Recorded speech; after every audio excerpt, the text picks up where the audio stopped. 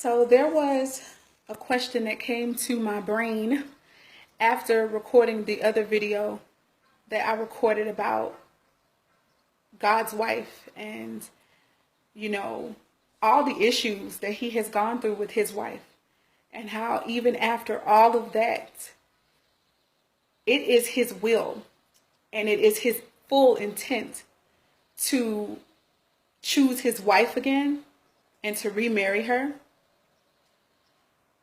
One thing that I noticed that started all the problems in that marriage, if you will, was that somebody did not uphold their end of the bargain. Somebody didn't keep their commitment in the relationship. And that is what began to breed anger, resentment, tension, and eventually it bred and led to divorce and separation. So the question that I want to pose first to husbands right now is, have you taken on the lead and the role of God in your relationship? By that, I mean, did you clearly express to your wife what it was that you needed for her to do to prove that she respected you, to prove that she loved you? From your heart, did you say that? Did you let it be known? Or did you expect for her to just know these things? If so, I would like to encourage you that if as a result of this you are now divorced, or maybe you are separated, or maybe there's tension, I ask that you would pray and seek God about the matter. But most importantly, I ask that you would take the time to do it, to make it right. And by making it right, I mean going to your wife in love and in vulnerability and in openness and letting her know, babe, this is what I need from you. In the reverse, I'm going to ask, did you ask your wife what was it that she needed from you for her to feel as though you loved and respected her? Did you do that? Because if not, then just like you feel that you're lacking something, I guarantee you that she is too. And the Bible teaches us about how we're supposed to love one another, even in marriages. In Ephesians chapter 5, verse 21, it starts off by stating that we, as husband and wives, are supposed to submit ourselves to one another in love and in the fear of God. Then next it says that a woman is supposed to submit herself to her husband and see that she reverences him.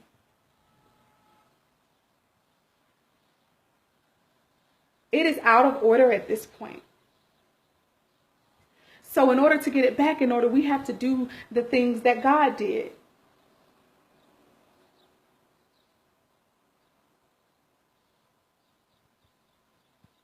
I hope and pray that this will encourage somebody, no matter what stage of their marriage that they are in, to try to get it right.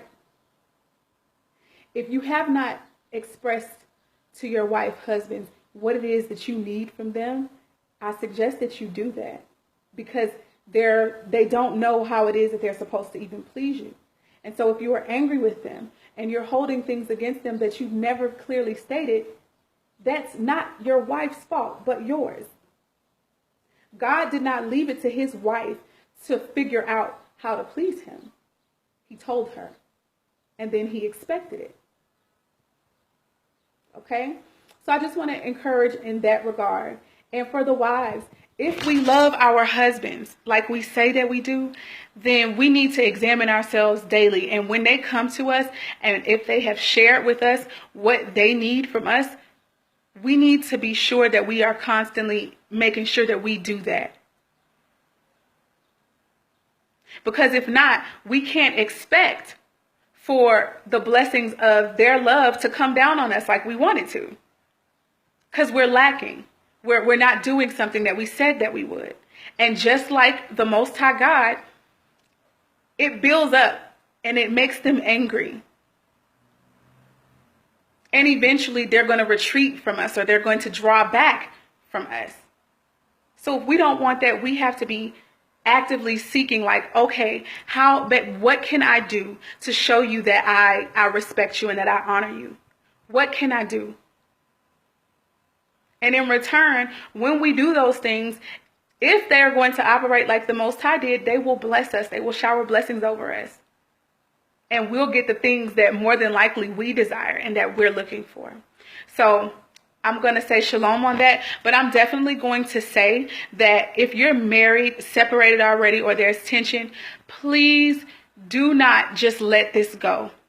God is a God of reconciliation and restoration. God himself is going to marry and choose Israel again.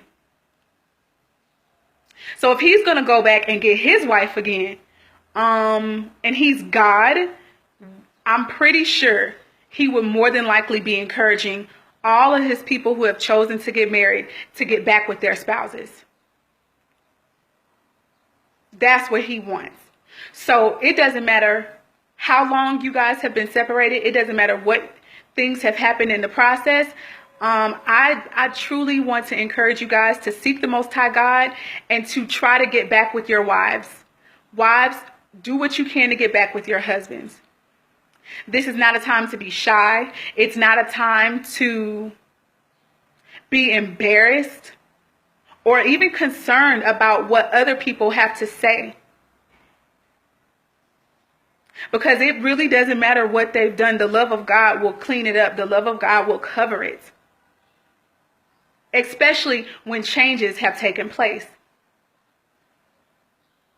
And I just want to say, embarrassment is nothing but pride in a way.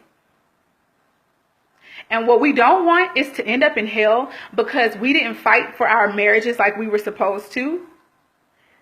Because we were embarrassed about what others might say and how we might appear to people. Or even being embarrassed to go to our own spouses. That's not of the Most High God. So I just want to encourage you guys, fight for these marriages. Fight with everything in you. And if for whatever reason you can't get back with your spouse, the Most High is not going to take too kindly to adultery.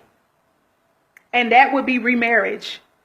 So if you can't get back with your spouse because maybe they have married someone else, I not only encourage you to become a prayer warrior like nobody's business, but I also encourage you to remain chaste and single and ask the Most High to help you with that.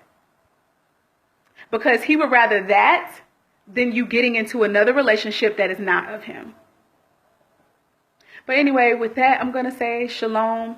Please, people, fight for your marriages. God is. And if you don't, he's going to hold you accountable. With that, I'm going to say peace and blessings to everybody. Bye.